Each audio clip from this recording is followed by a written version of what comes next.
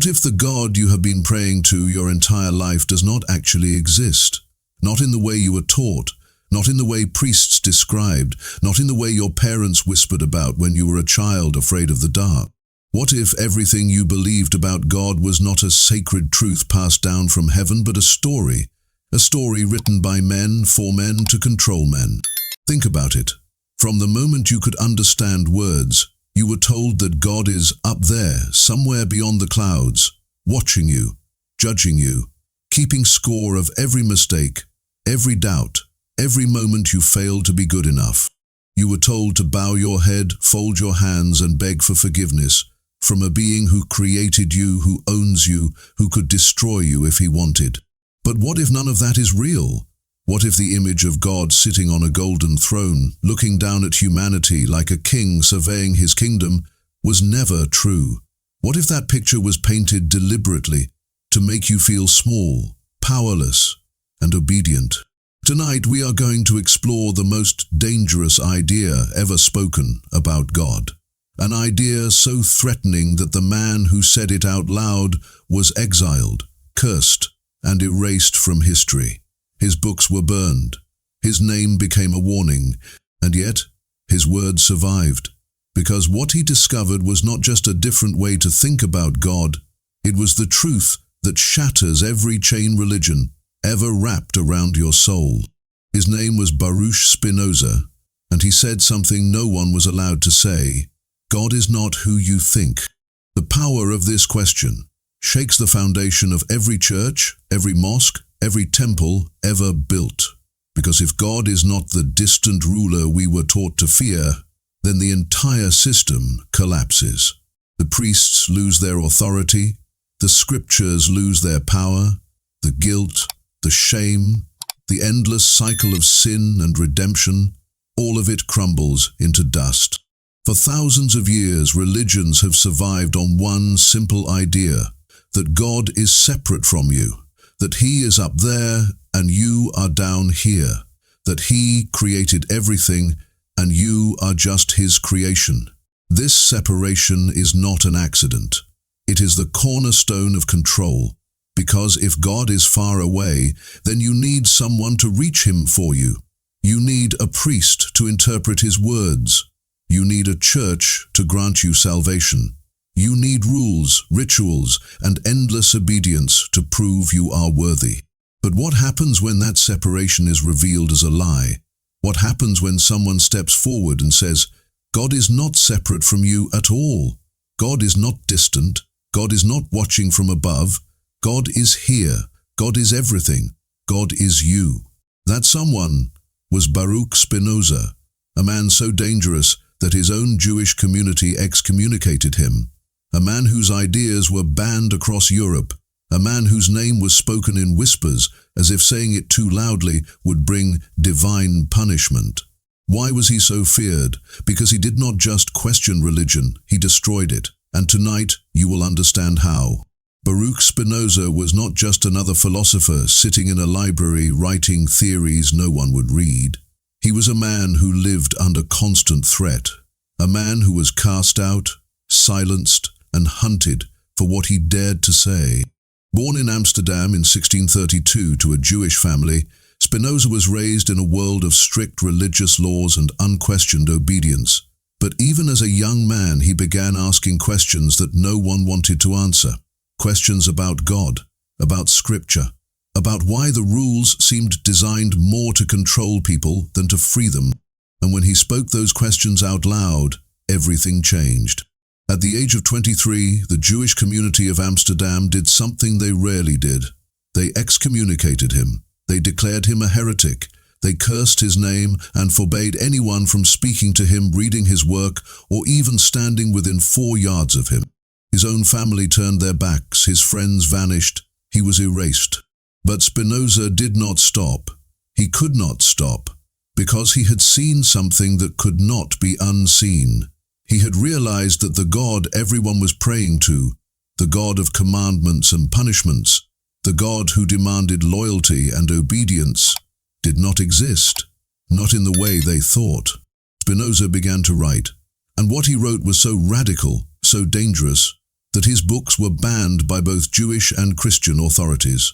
They called him an atheist, a blasphemer, a threat to civilization itself. But Spinoza was not an atheist. He believed in God. He just believed in a God that shattered every image religion had ever painted. So what did he say that made him so dangerous? He said this: God is not a king in the heavens. God is not a father watching over his children. God is the universe itself. God is nature. God is everything that exists. And if that is true, then you were never created, you were never separate. You are not his servant. You are part of him. For centuries, religions have told us the same story. God created the world. He made the stars, the oceans, the mountains, and then, as his final act, he made humanity. He shaped man from dust, breathed life into him, and placed him on earth with a purpose: to worship, to obey, to prove himself worthy of paradise. This story is so deeply embedded in our minds that we never think to question it. But Spinoza did. And when he looked closely at this story, he saw something that everyone else had missed. It was not a divine revelation. It was a lie. A lie designed to make you believe that you are separate from God, that you are beneath him, that you owe him everything. But why would anyone create such a lie? Because separation creates power. Think about it. If God is far away, unreachable, then you cannot know him directly. You need someone to tell you what he wants. You need priests to interpret his will. You need churches to offer you salvation. You need to follow their rules, give them your money, bow to their authority. Because without them, you are lost. You are cut off from God. But Spinoza saw through this. He realized that God is not separate from the world. God is not a craftsman who built the universe and then stepped back to watch. God is the universe. There is no separation. There never was. Everything that exists, every tree, every river, every star, every thought in your mind, is not created by God. It is God. You are not a creation standing outside of God, looking up at him. You are an expression of God. You are a living piece of the infinite. Just as a wave is not separate from the ocean, you are not separate from God. This was the lie Spinoza exposed. The idea that God is distant, that he created you as something other than himself, was invented to control you. Because if you realize that you are already part of God, that you have always been part of God, then you do not need anyone to save you. You do not need to beg for forgiveness. You do not need to earn your way into heaven. You are already divine. And that realization destroys the entire foundation of religious power. Because if God is not separate, then no one can stand between you and him. No priest, no church, no scripture. The truth is written into your very existence. You are not a servant of God. You are God, experiencing himself through you. This changes everything. If you are not a creation separate from God, then what are you? For your entire life, you have been told that you are small, that you are flawed, that you were born broken, carrying the weight of sin from the moment you took your first breath. You were told that your existence is a gift from God, and that gift comes with a price: obedience, submission, endless gratitude for a life you never asked for. But Spinoza tears that story apart. He says, you are not a servant, you are not a debtor, you are not a broken thing that needs fixing. You are a mode of the infinite. You are one of the countless ways that God expresses himself. Just as the sun radiates light, just as the ocean moves in waves, God expresses himself through you. Your thoughts, your emotions, your choices, all of it is the divine unfolding itself in human form. You were not placed here to serve a distant master. You were not designed to carry guilt or beg for mercy.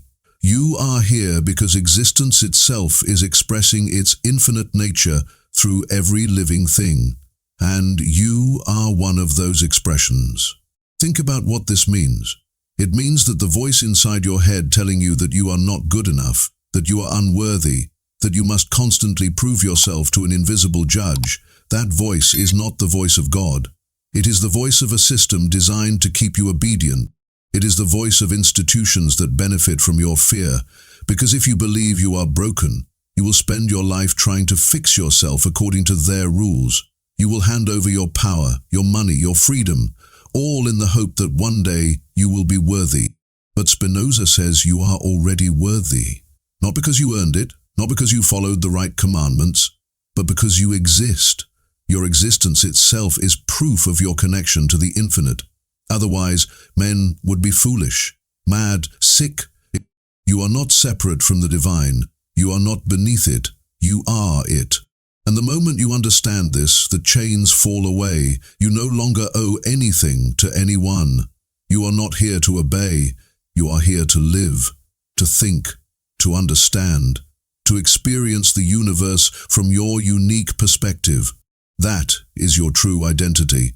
Not a servant kneeling before a throne, but a living fragment of infinity, free to exist without guilt, without fear, without the crushing weight of a purpose imposed by others.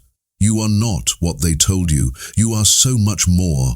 At the heart of Spinoza's philosophy is a phrase that shook the world. 3 words in Latin that collapsed the entire structure of religious thought.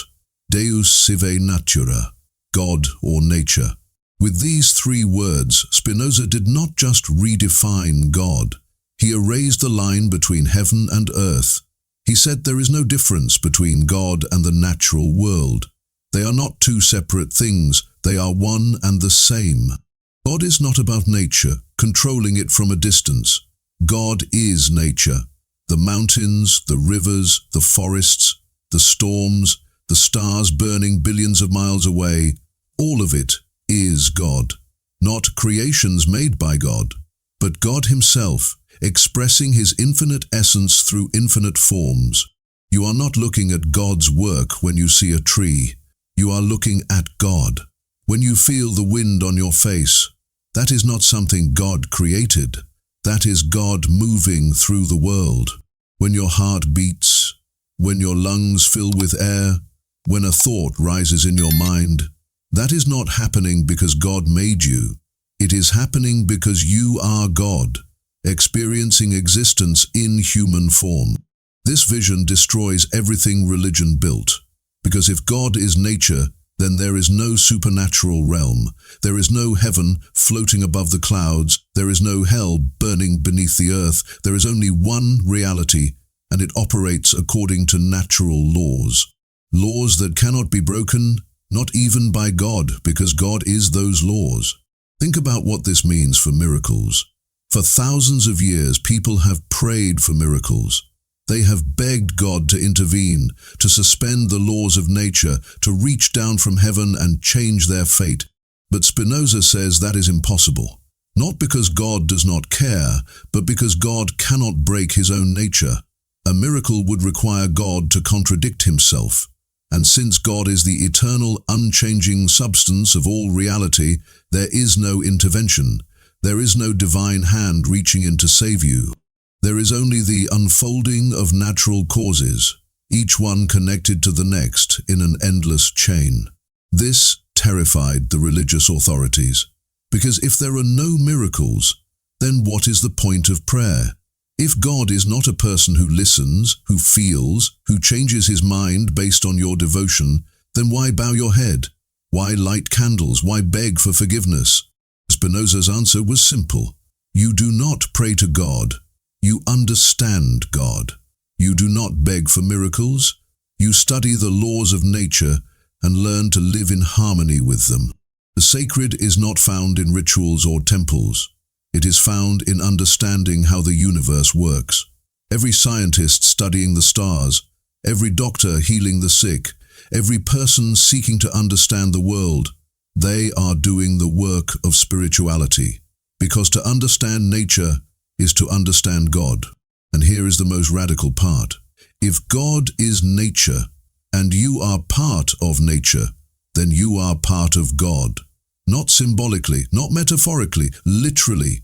You are a piece of the infinite whole. You are not worshipping God from a distance. You are God, experiencing Himself. The air you breathe is God. The ground beneath your feet is God.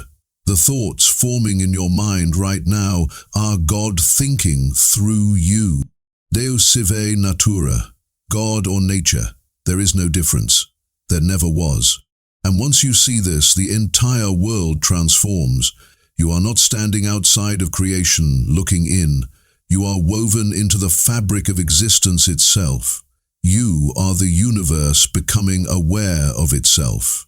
And that is not blasphemy. That is the truth. If Spinoza is right, then everything collapses. Every prayer you were taught as a child, every hymn sung in cathedrals, every promise of heaven and every threat of hell, all of it loses its meaning. Because if God is not a person listening from the clouds, then prayer is not a conversation. It is talking to yourself. Think of all the billions of people throughout history who folded their hands and begged, who whispered into the darkness, hoping someone was listening, who promised to be better, to do better. If only God would answer just this once. They were not speaking to a divine ruler, they were speaking to the universe itself, which does not negotiate, does not make deals, and does not change its course based on human desperation. This is not cruelty, it is simply the way things are. The universe operates according to laws, cause and effect, action and consequence. No amount of begging will stop a storm. No amount of prayer will heal a wound that requires medicine. The comfort religion offered was always an illusion, a promise that if you said the right words, performed the right rituals, believed hard enough, then God would intervene. But Spinoza strips that illusion away. And what about sin? For centuries, the concept of sin has been the foundation of religious control. You are born sinful, you live in sin. Every mistake, every doubt, every moment of weakness is another mark against you. And the only way to cleanse yourself is through the church, through confession, through endless repentance. But if God is not a judge keeping track of your failures, then what is sin? Spinoza says it is nothing more than ignorance. It is acting against your own nature, against the harmony of existence, not because you are evil, but because you do not understand. Sin is not a crime against God. It is a misunderstanding of reality. And the solution is not punishment. It is knowledge. Then there is salvation. Religions have built empires on the promise of saving your soul. They tell you that without them you are damned, that hell awaits anyone who does not follow their path. But if there is no angry God waiting to punish you, if there is no afterlife of eternal torment, then what are you being saved from? Nothing. Salvation was always an answer to a problem that religion itself created. They told you that you were broken so they could sell you the cure.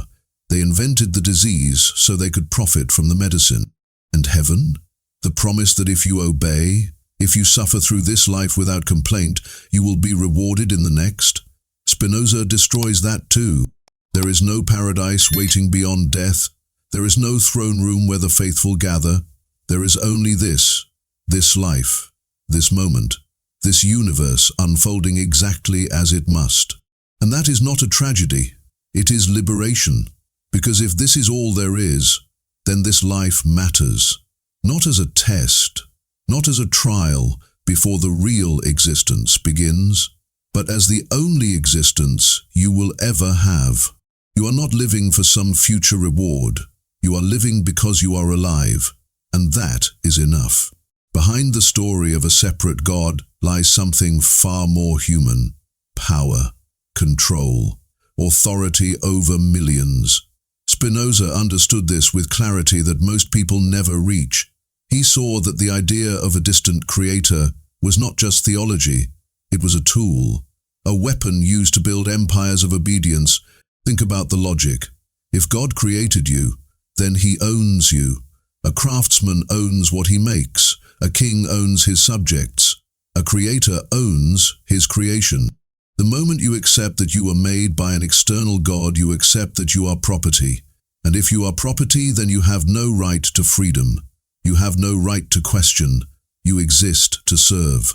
This was never an accident. Religions understood this from the beginning. By placing God far away, unreachable, unknowable except through special intermediaries, they created a system of dependency. You cannot speak to God directly. You need a priest. You cannot understand God's will on your own. You need Scripture interpreted for you. You cannot save yourself. You need the church. And what happens if you question this system? You are labeled a heretic, a blasphemer, someone who threatens the very order of the universe. Because the moment you realize that God is not distant, that no one stands between you and the divine, the entire power structure crumbles.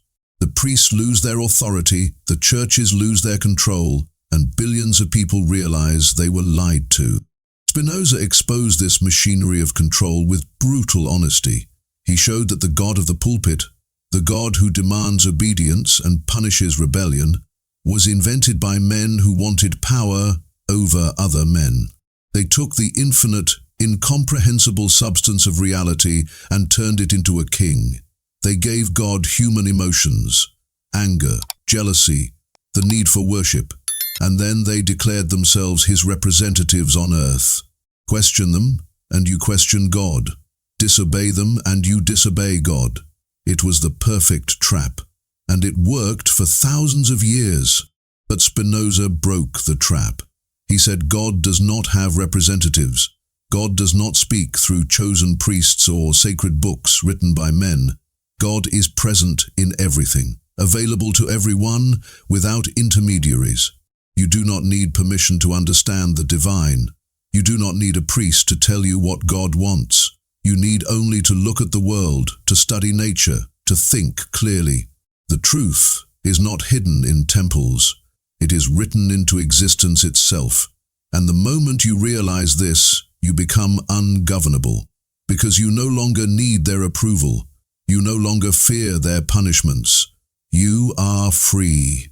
Perhaps the cruelest lie religion ever told was the lie of purpose, that you were created for a reason, that God had a plan for you before you were born, that your life has meaning only if you fulfill the role assigned to you by a divine architect. From childhood you were taught that God made you to worship Him, to glorify Him, to spread His message. Your existence was framed as a mission, a test, a chance to prove yourself worthy of His love. And if you failed, if you questioned, if you doubted, if you chose your own path instead of the one laid out for you, then you were lost, condemned, a disappointment to the very being who created you. This idea has crushed billions of people under its weight. How many have lived in fear that they were not living up to God's plan?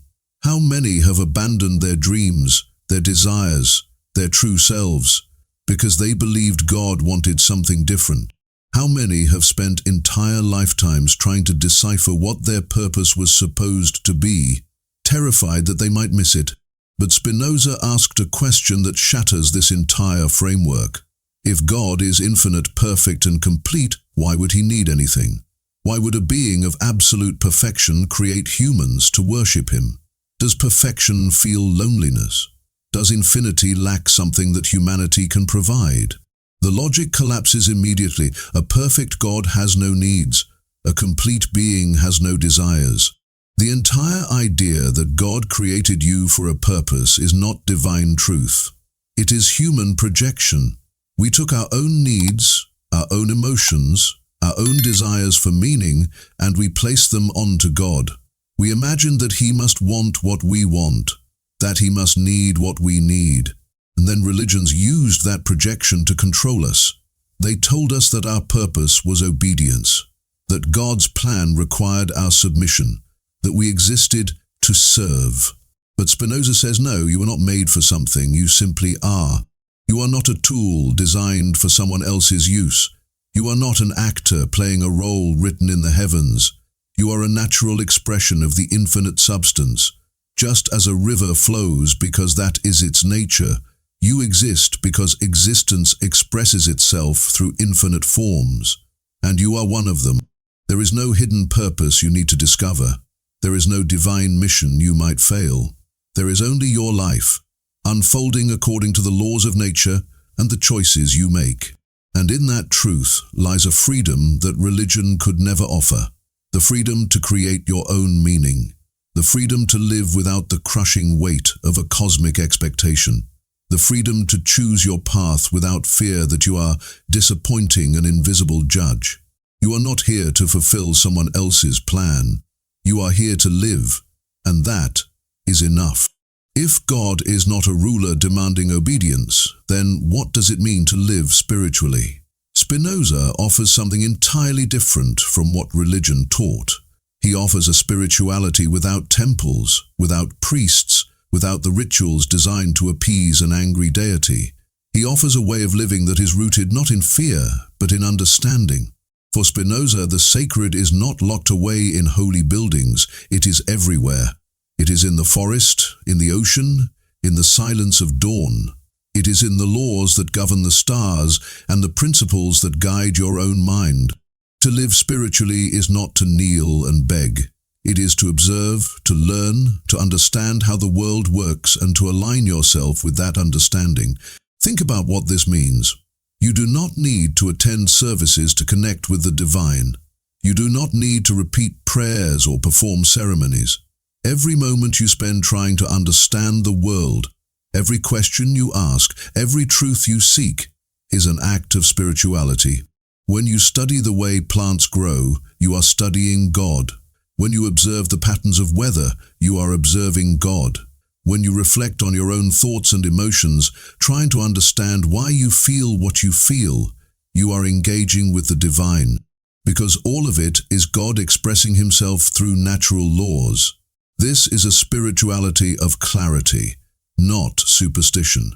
It does not ask you to believe impossible things. It does not demand that you ignore your reason or suppress your doubts. Instead, it invites you to use your mind fully, to think deeply, to question everything, to seek truth wherever it leads. And here is the beauty of it. Once you stop trying to please an external God, once you stop performing rituals out of fear, you discover something deeper, a sense of connection to everything around you. Not because a priest told you to feel it, but because you understand it. You see that the same substance that forms the mountains also forms you. The same energy that moves through the rivers moves through your veins. You are not separate from the world, you are woven into it. This understanding brings a peace that no promise of heaven ever could. Because it is not based on hope for the future, it is based on reality in the present. You are already part of the infinite. You always have been, and you always will be. That is the new way of living Spinoza offers. Not a religion, not a set of rules, but a life lived in harmony with truth. For thousands of years, religion has survived on one emotion above all others: fear. Fear of sin, fear of punishment, fear of hell, fear of dying without salvation, fear of disappointing God, fear of eternal suffering if you do not obey. This fear was never accidental. It was cultivated, nurtured, and weaponized. Because fear makes people controllable. A person afraid of hell will do anything to avoid it. They will give their money. They will surrender their freedom. They will silence their doubts and follow without question. Fear keeps people small, obedient, and desperate for someone to save them. But Spinoza offers the opposite. He offers joy. Not the shallow pleasure of temporary happiness, but a deep, unshakable joy that comes from understanding. The joy of knowing that you are not separate from the divine. The joy of realizing that you were never broken, never condemned, never in need of saving. The joy of seeing that you are already part of the infinite whole and that nothing can take that away from you.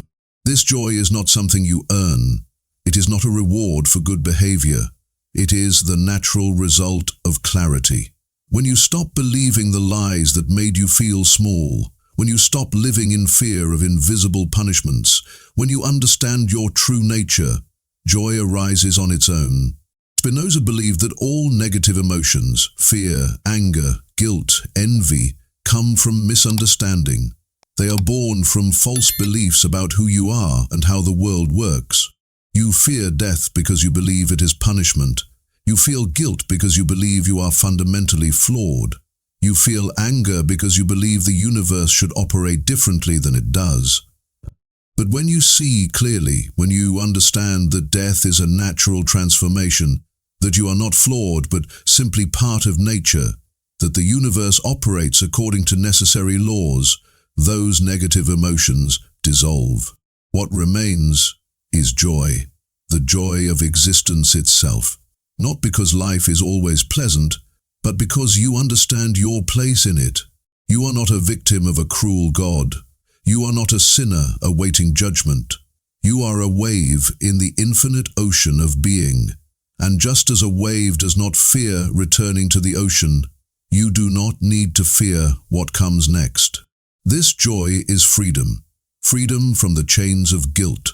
Freedom from the weight of imposed purpose. Freedom from the terror of divine punishment. It is the joy of living without fear, of thinking without limits, of existing without apology, and it is available to anyone willing to see the truth. Spinoza's final gift to humanity was not a new religion. It was not a set of commandments or a promise of paradise. It was something far more powerful.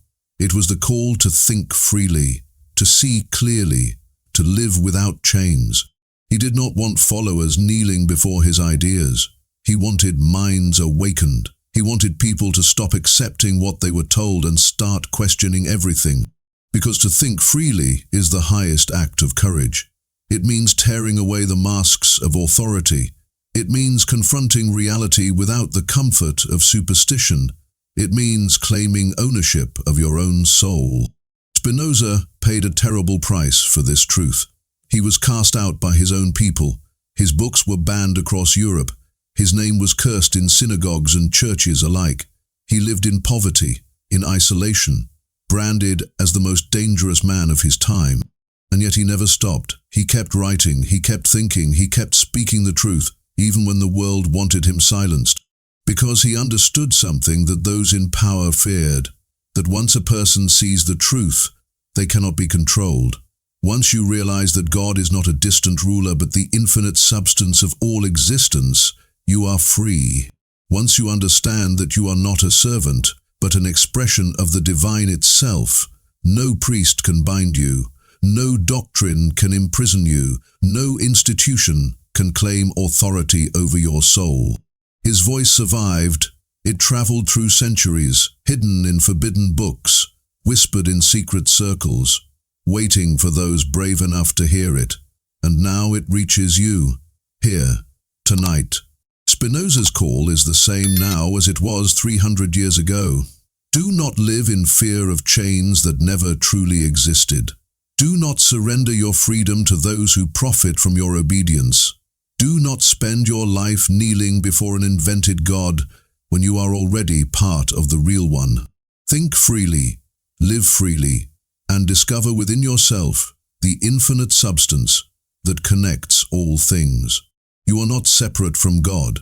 You never were. You are God, experiencing existence in human form, and that truth, once seen, can never be unseen. The question is not whether you believe it, the question is whether you have the courage to live it.